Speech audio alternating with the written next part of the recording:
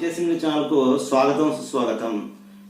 మీరు కనుక మా ఛానల్ను ఇదివరకు సబ్స్క్రైబ్ చేసుకున్నట్టయితే మా ఛానల్ను లైక్ చేయండి, షేర్ చేయండి, సబ్స్క్రైబ్ చేసుకోండి.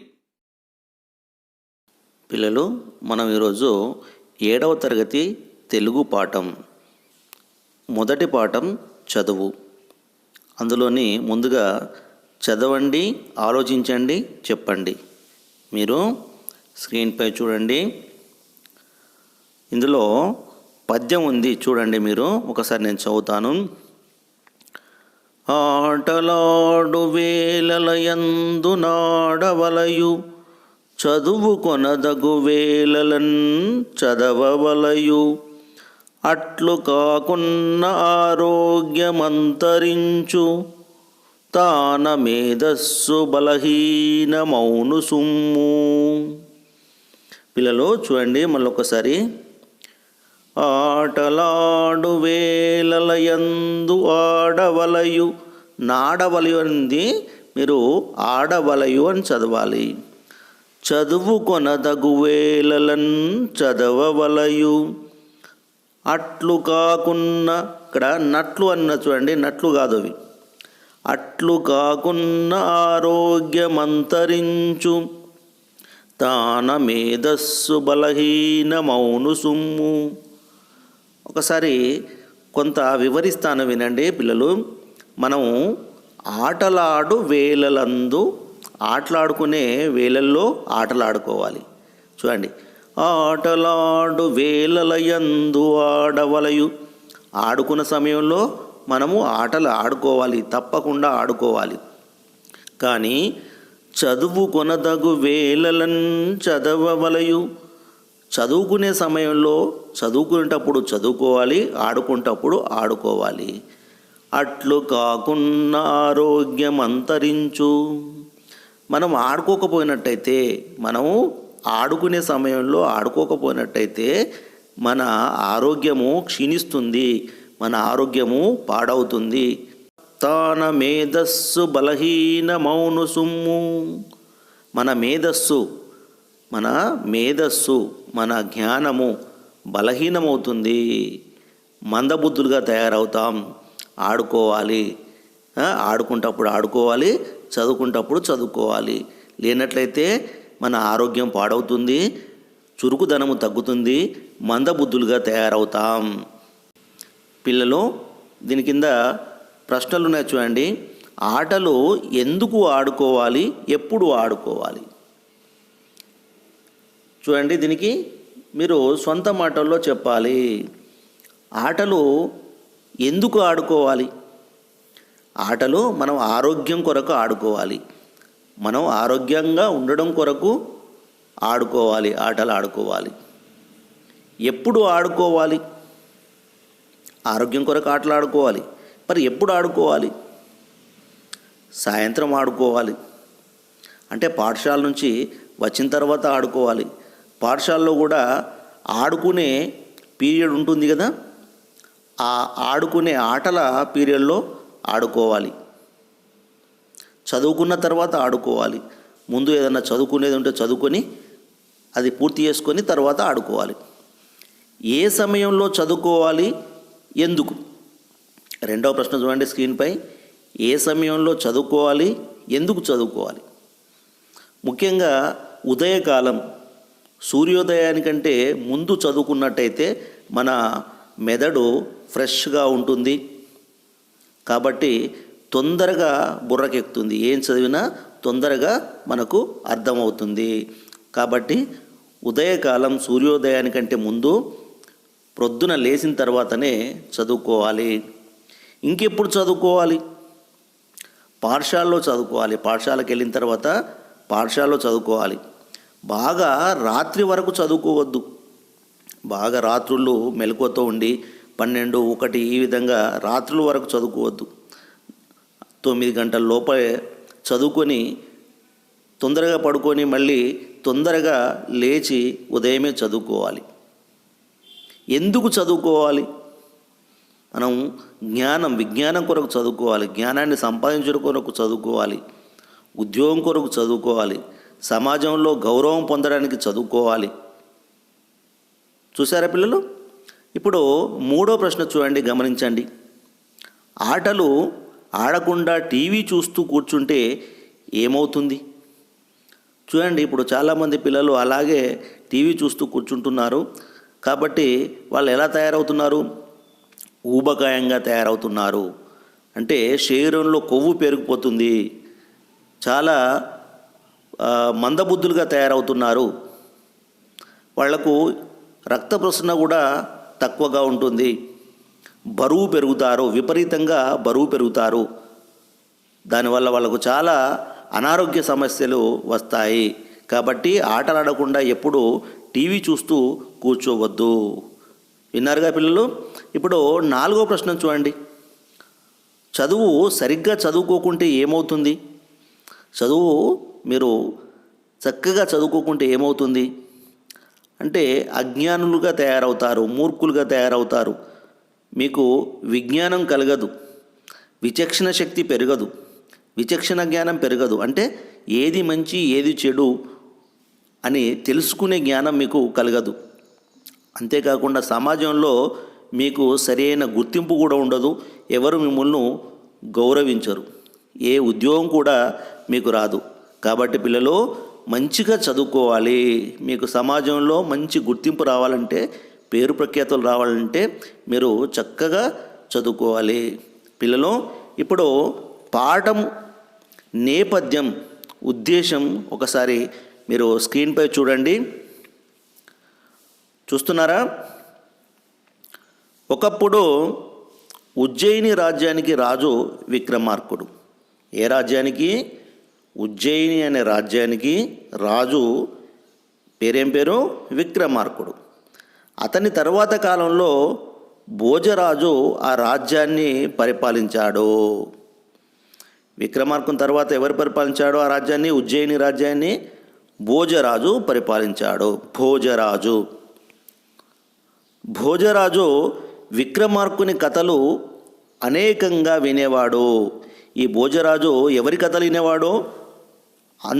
అంతఃపూర్వము ఎవరైతే రాజు ఉన్నారో విక్రమార్కుడు, ఆయన కథలను అనేకంగా వినేవాడు. ఆ కథల్లో కమలాకరుని కథ ఒకటి. కమలాకరునికి చదువు పట్ల ఎటువంటి ఆసక్తి లేదు. ఆ కమలాకరునికి చదువు పట్ల ఎటువంటి ఆసక్తి, ఇష్టం లేదు. తండ్రి త్రివిక్రముడు చదువు గొప్పతనాన్ని తెలుపుతూ కొడుకును మందలిస్తాడు. ఆ కథలో తండ్రి త్రివిక్రముడు చదువు యొక్క గొప్పతనాన్ని తెలుపుతూ కొడుకును మందలిస్తాడు. ఆ మందలించిన విధానం ఏంటిది అంటే ఏ విధంగా మందలించాడు? కమలాకరుడు మారిన పద్ధతి, ఏ విధంగా మారాడో తండ్రి మందలిస్తే ఈ పాఠంలో ఉన్నది.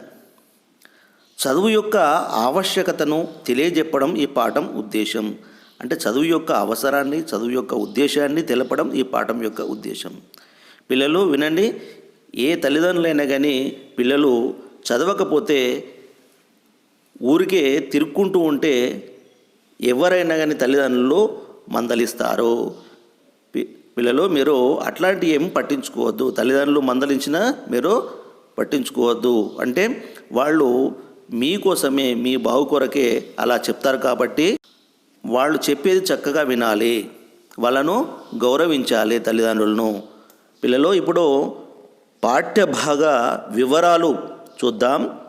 ఈ పాఠం కథాకావ్యం. ఏ ప్రక్రియకు చెందినది? కథాకావ్యం ప్రక్రియకు చెందినది. ఇక్కడ చూడండి, వివిధ కథల సమాహార కావ్యం కథాకావ్యం. కథాకావ్యం అంటే అందులో వివిధ కథలు ఉంటాయి. దీనిలో వస్తువు ప్రధానంగా ఉంటుంది. రమణీయ కథన విధానం కలిగిన కావ్యమే కథాకావ్యం.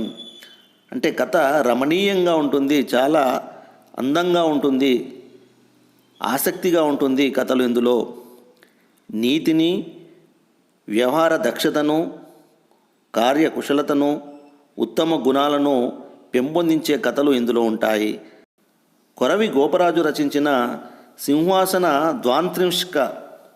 ఏంటిది? సింహాసన ద్వాంత్రింశిక చతుర్దాశ్వాసంలోనిది కథ. భోజరాజుకు 9వ సాలమంజిక ఈ కథను చెప్పింది. పిల్లలు చూడండి, కొరవి గోపరాజు రచించిన ఆ పుస్తకం పేరేం పేరు? సింహాసన ద్వాంత్రింశిక.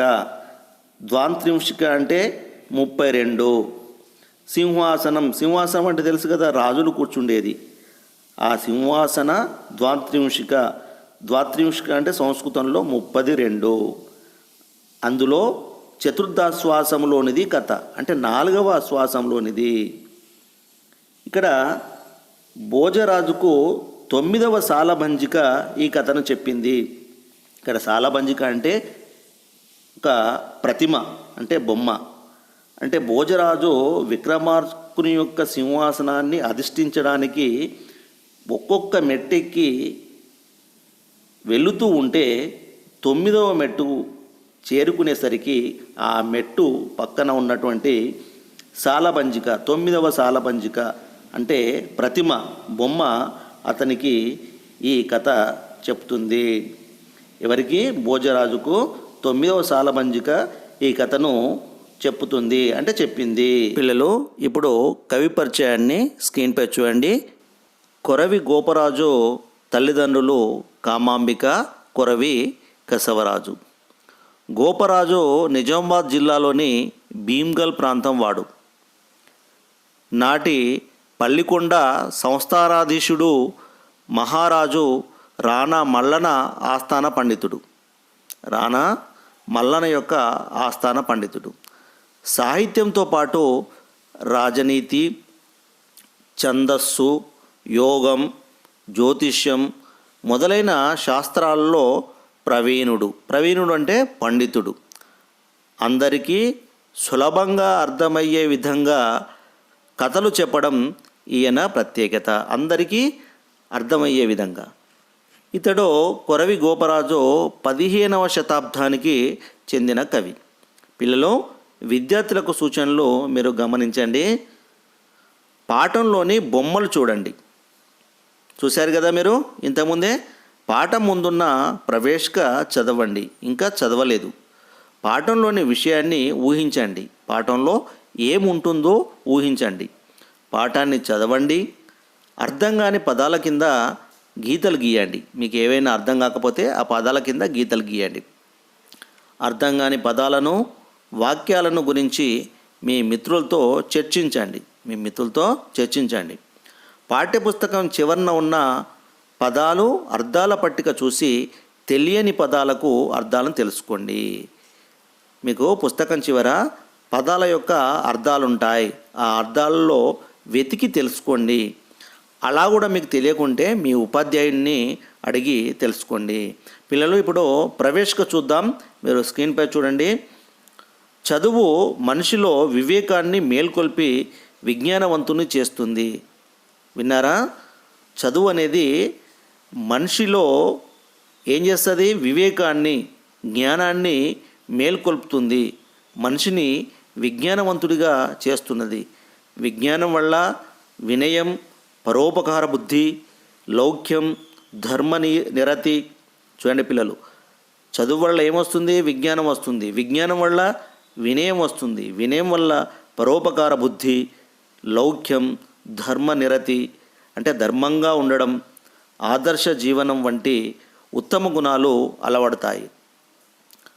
తమ పిల్లలు ఉత్తమ పౌరులుగా మారాలని తల్లిదండ్రులంతా కోరుకుంటారు. నిజమైన పిల్లలు, ఏ తల్లిదండ్రులైనా కానీ తమ పిల్లలు మంచివారిగా ఉండాలి, మంచి పౌరులుగా మారాలని కోరుకుంటారు.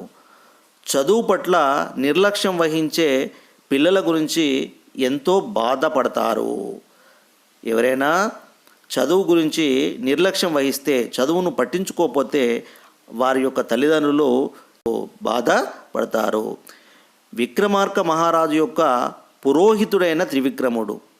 విక్రమార్క మహారాజు యొక్క పురోహితుడు ఎవరో? అతని పేరు త్రివిక్రముడు. తన కొడుకు కమలాకరుడు. త్రివిక్రముని కొడుకు కమలాకరుడు సరిగ్గా చదువుకోవడం లేదని మదనపడ్డాడు. అంటే బాధపడ్డాడు. కొడుకు ఎట్లా హితువు పలికాడో, మరి మంచిని ఏ విధంగా చెప్పాడో, హితం ఏ విధంగా బోధించాడో పాఠం